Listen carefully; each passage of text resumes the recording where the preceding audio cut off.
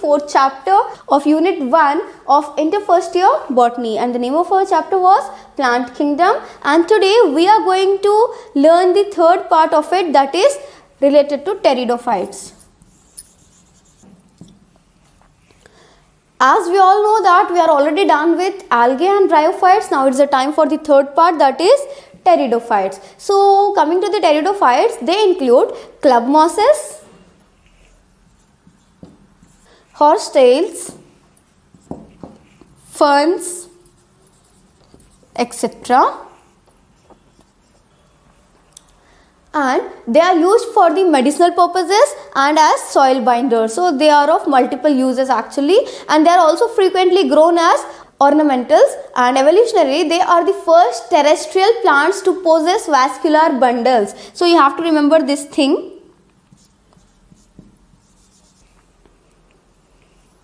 And they are embryophytic, archegoniate and vascular cryptogams, and the pteridophytes are found in cool, damp, shady places, though some may flourish well in sandy soil conditions. And so this was the existence of the pteridophytes. Let us continue. I hope that you all remember that in bryophytes, the dominant phase in the life cycle is the gametophytic, that was haploid plant body, and however in pteridophytes the main plant body is a sporophyte.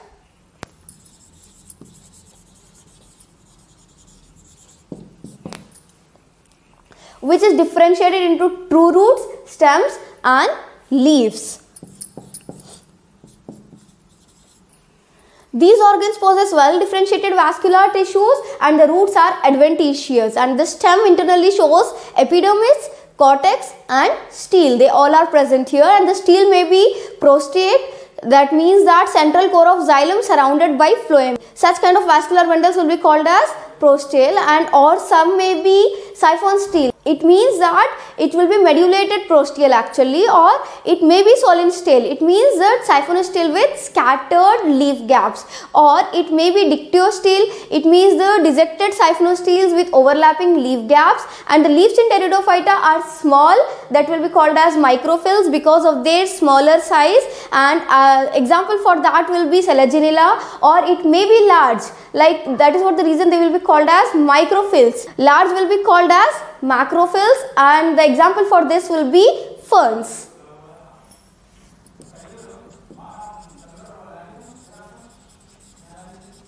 And coming to the sporophytes, it bears sporangia that are subtended by leaf-like appendages. They are not the leaves actually, they are just the leaf-like appendages, and that will be called as sporophylls. And the development of the sporangium may be leptosporangiate or eusporangiate.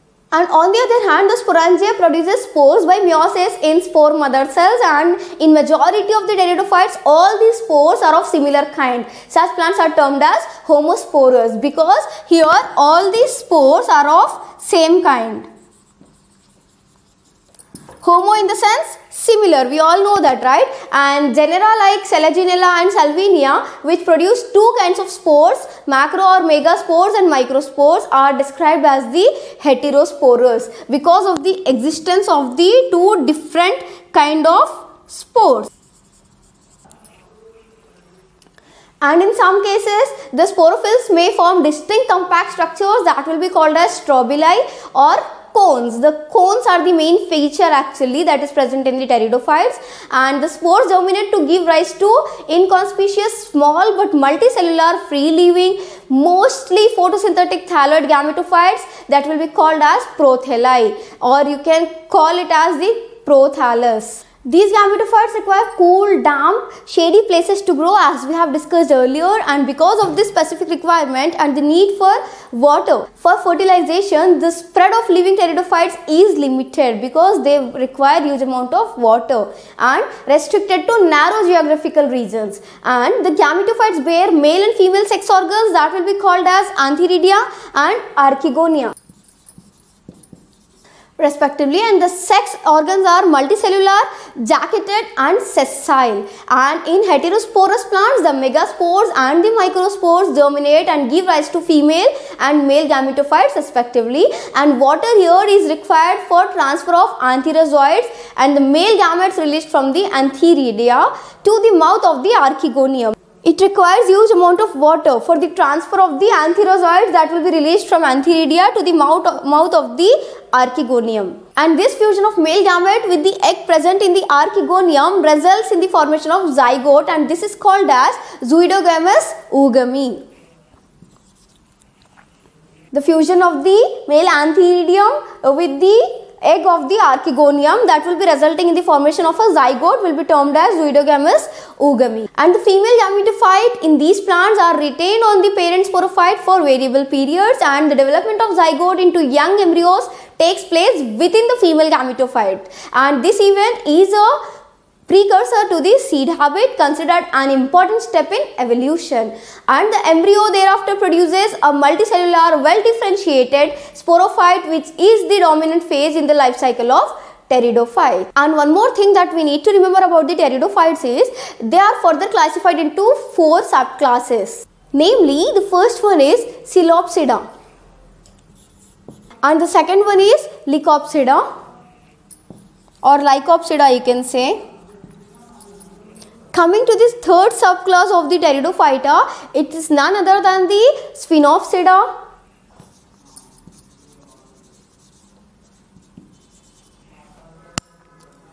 and the last one is Pteropsida.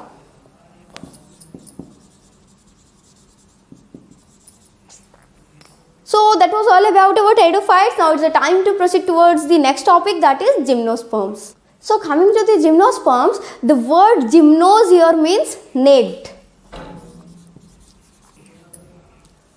and sperma here indicates seeds.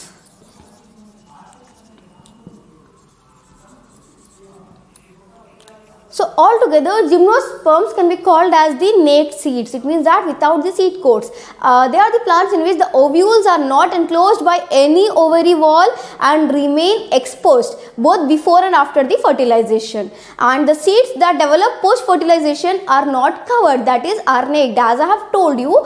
And gymnosperms are embryophytic, tracheophytic, archegoniate and phanerogams. We have already discussed that these comes under the category of phanerogams but not the cryptogams, and they include medium sized trees or tall trees and shrubs. And one of the gymnosperms, the giant redwood tree, is one of the tallest tree species. Coming to the roots of the gymnosperms, they are generally tap roots, and roots in some genera have fungal association in the form of mycorrhizae. That example you can take as Pinus, and while in some others like Cycas, small specialized roots that will be called as coralloid roots are associated with the nitrogen fixing cyanobacteria that will be Nostoc and Anabaena normally, and the stems are unbranched. Example you can take as the Cycas, and it may be branched, for example Pinus, and the leaves, they may also be simple or compound. In Cycas, the pinnate leaves persist for a few years, and the leaves in gymnosperms are well adapted to withstand extreme of temperatures and humidity and wind. In conifers, the needle-like leaves reduce the surface area, and their thick cuticle and sunken stomata also helps to reduce water loss. Coming to the anatomy of the gymnosperms. Anatomically, the stem here shows eustele, and the vascular bundles are conjoint,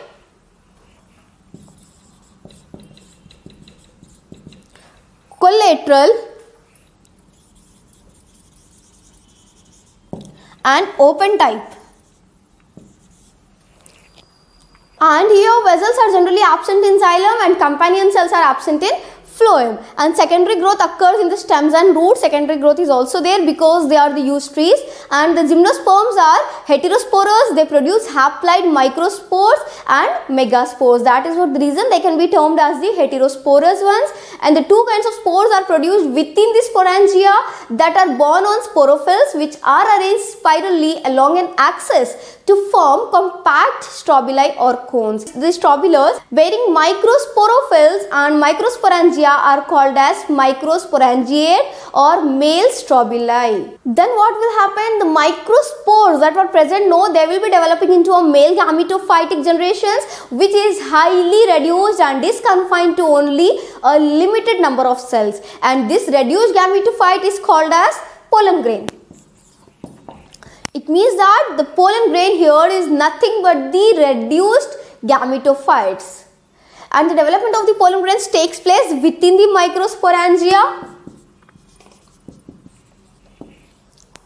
And the cones bearing megasporophylls with ovules or integumented megasporangia are called as macrosporangiate or female strobili. And the microsporophylls or megasporophylls may be born on the same tree or on different trees. The example for same trees can be the pinus, and the example for the different can be taken as the cycas. The megaspore mother cell is differentiated from one of the cells of the nucellus, and the nucellus is protected by the envelopes or integuments, and the composite structure is called as an ovule. And the megaspore mother cell divides meiotically to form 4 megaspores. One of the megaspores enclosed within the megasporangium develops into a multicellular female gametophyte that bears 2 or more archegonia or female sex organs. And the multicellular female gametophyte is retained within megasporangium and is also called as endosperm. And one more thing that you need to remember about the gymnosperms is they, unlike the bryophytes and pteridophytes, actually the male and female gametophytes do not have an independent free living existence. They are not free living and they remain within the sporangia retained on the sporophytes, and the pollen grain is released from the microsporangium, and the pollination here is direct and anemophilous, and they are carried by air currents and come in contact with the opening of the ovules born on the megasporophylls. Then the pollen tube that is carrying the male gametes grows towards the archegonia in the ovules and discharges the contents near the mouth of the archegonia, and this can be termed as siphonogamous oogamy. In the pteridophytes, it was zoodogamous, right? Here it is siphonogamous oogamy. If we proceed further, we can see that gymnosperms are again divided into 3 classes, and they can be called as Psychodopsida.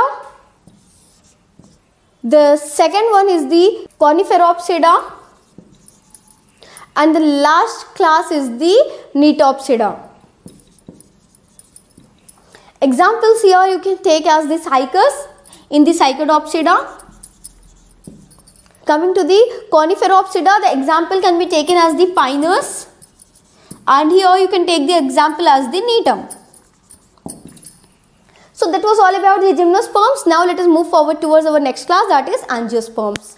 Unlike the gymnosperms where the ovules are naked, in the angiosperms that are commonly called as flowering plants, the ovules are present inside the ovary of the gynoecium, and the pollen grains and ovules are developed in the specialized structures that will be called as flowers. That is what the reason they are termed as the flowering plants. And in angiosperms, the seeds are enclosed in fruits. They are not the naked one. And the angiosperms are embryophytic, non-archegoniate, vascular, and fruit breeding phanerogams. And the angiosperms are an exceptionally large group of plants occurring in wide range of habitats. And the size of the angiosperms may differ from one to the other.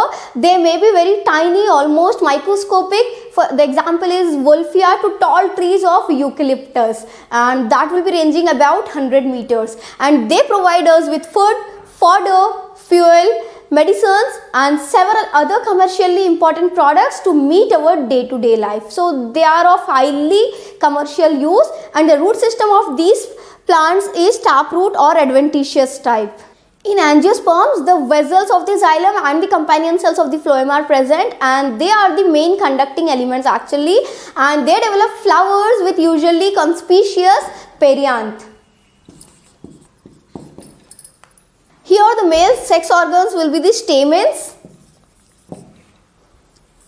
Each stamen consists of a slender filament with an anther at the tip. So each stamen consists of a filament and an anther. And in the anthers, microspore mother cells undergo meiosis and produce pollen grains. And the female sex organ in a flower is pistil or the carpel.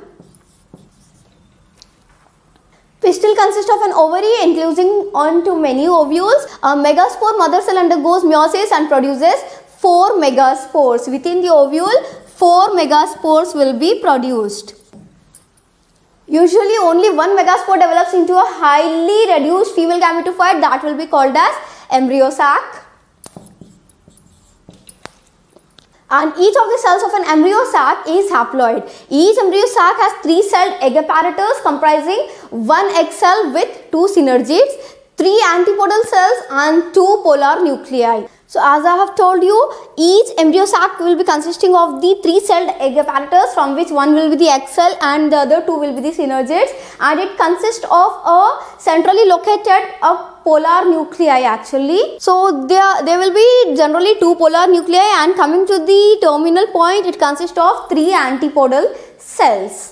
The pollen grains after dispersal from the anther are carried by wind. That is what the reason it will be called as anemophily, or water, and that can be called as hydrophily, or various other biotic agencies like animals, that can be termed as the zoophily, to the stigma of the pistil. This is called as pollination. The pollination may take place with the help of anemophily, hydrophily or zoophily. And unlike in gymnosperms, here the transfer of pollen to the ovule in the ovary is not direct and hence called as indirect pollination. The pollen grains germinate on the stigma and the resulting pollen tubes grow through the tissues of stigma and style and reach the ovule, and the pollen tubes enter the embryo sac where 2 male gametes are discharged. One of the male gametes fuses with the egg cell to form a zygote, and what will happen, one of the male gamete will go and fuses with the egg cell and the resultant will be the zygote, and this condition will be called as syngamy, and the other male gamete fuses with the diploid secondary nucleus to produce the triploid primary endosperm nucleus, that can be termed as pen. Pen is nothing but primary endosperm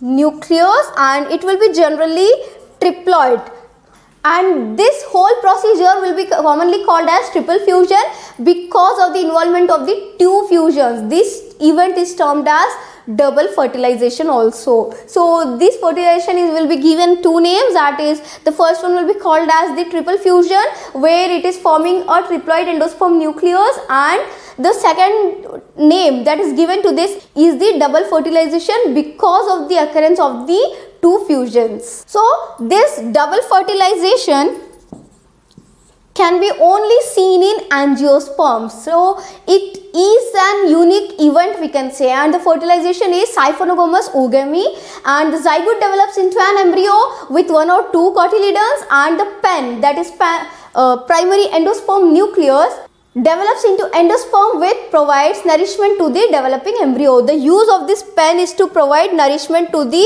embryo. And the synergids and the antipodals degenerate after fertilization. These synergids and these antipodals, they degenerate after the whole process of fertilization, and during these events the ovules develop into seeds and the ovaries develop into the fruit. And based on the number of cotyledon in the seed, angiosperms are divided into 2 classes. So the first one out of this is dicotyledonous, and the second will be the monocotyledonous. So the name itself is showing that monocotyledons refers to the one having 1 cotyledon in their seeds, and coming to the dicotyledons, they are having 2 cotyledons in their seeds. So that was all about our chapter, where we have already completed learning algae, bryophytes, pteridophytes,